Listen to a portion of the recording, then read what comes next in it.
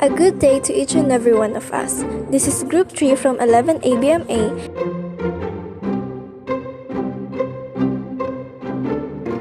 And we are here to discuss Module 3, the process of recruiting, selecting, and training employees.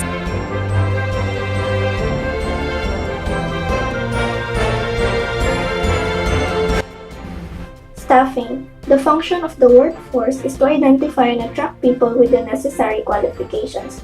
Staffing is a way to open up positions within a company or group. Hiring is similar to staffing in many ways, but more focused on selection and filling positions. It has two main components, which is recruitment and selection. Now let us move on to the steps on how to hire employees effectively. Step 1. Determining a need. Job analysis is an important step in ensuring that the right candidate is selected. It also helps the employees to be better prepared for work. Step 2. Application search and selection. If a company needs a job opportunity filled urgently, then search and selection agencies will be used to search for candidates and select the best one. Step 3. Decision-making process. Defining and making decisions about who to hire is a key aspect of recruitment. And lastly, Step 4 is the adaptation to the workplace orientation. A well-planned orientation program helps the employee to feel more relaxed about their work, which in turn increases their productivity. Recruitment refers to the process of identifying, attracting, interviewing, selecting, hiring, and onboarding employees. Many organizations outsource recruiting to outside firms. Companies almost always recruit candidates for new positions via advertisements, job boards, social media sites, and others. Finding the proper people to work for your company is an important component of guaranteeing its success. Your organization may save time, money, and other resources by using effective hiring methods. Finding the most competent applicants that will fit well inside your organization requires determining the finest recruitment techniques. In this post, we'll look at what external recruitment is and the benefits and drawbacks of this method of hiring. When a company seeks an outside hire, it is also known as external recruitment. The search committee identifies fresh candidates by posting job openings on the internet or employing the services of a recruiter. A firm can rejuvenate their organization with new talent by recruiting from the outside. External recruitment can help your company become more diverse. When organizations hire from the outside, employee morale may suffer, especially if people expect to advance within the company. The outside hire may appear to be a wasted opportunity. To relieve employees' anxieties, it's critical to communicate the organization's motives for external recruitment. You can also go through your employees' career goals with them to make sure they stay on the right path. Internal recruitment. Internal recruitment is the process of filling job vacancies through promotions or transfer of employees who are already part of the organization. In other words, recruitment is done within the organization. For example, you've been working as an assistant supervisor for 3 years at a company. Because your senior supervisor is going to retire, the company is looking for a replacement.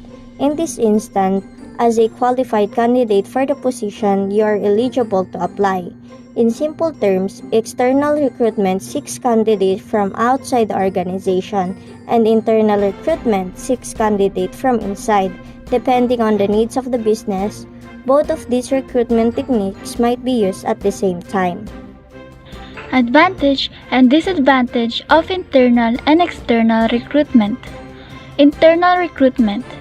The advantages are cheaper and quicker to recruit. People already familiar with business and how it operates. Provides opportunities for promotion within the business. The disadvantages are the business already knows the strengths and weaknesses of the candidates. Limits number of potential applicants.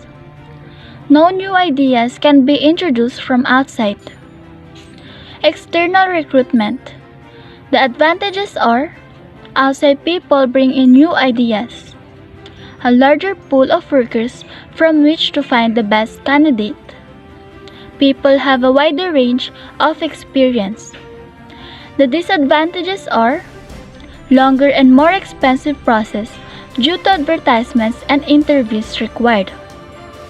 The selection process may not be effective enough to reveal the best candidate. Now we will move forward to selection. Selection is the process of choosing individuals who have the required qualifications to fill the present and expected job opening. This is the second component of staffing, which includes the following steps. First, establishing the selection criteria. This includes the citation of the nature and purpose of the job position which has to be filled. This may include the skills that the company is looking for in an employee. Like for example, formal education, the applicant must be a college graduate. Second, requesting applicants to complete the application form. Application forms must be filled by the applicants with the necessary information that the company is asking so that it will be easy for managers to decide whether the applicants meet the minimum requirements or not. Third is screening by listing applicants who seem to meet the set of criteria. This is the time when the company's human resource team will assess who among the applicants meet the minimum criteria and who will proceed to the next step. Fourth is screening interview to identify more promising applicants. This is the time where shortlisted applicants will undergo a formal interview and will be assessed more closely if he or she fits the job. Interview by the supervisor, manager, or panel interviewers. This is when the supervisors or managers will assess if the applicants are well-oriented with his or her characteristics and abilities towards the job that he or she is applying for. Verifying information provided by the applicant. This is done to check if the applicants are not telling false information to the company. Requesting the applicant to undergo psychological and physical examination. This is very important because having a healthy mind and a healthy body is important for good job performance. Informing the applicant that he or she has been chosen for the position applied for. This can be done verbally or in writing by the managers who give the final decision regarding the applicant's hiring. Final instruction regarding the company's rules and regulations for hiring an applicant must be given in this step. Training and development.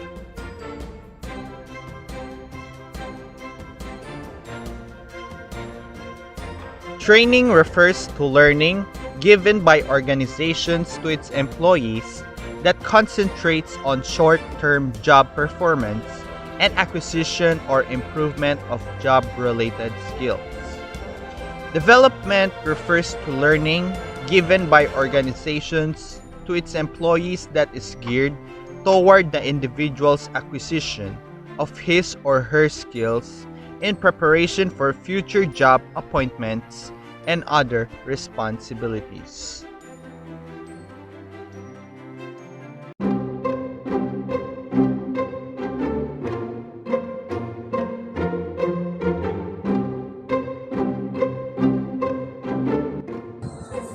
And that is all that we are going to discuss today. I hope you all learned something and thank you very much for listening.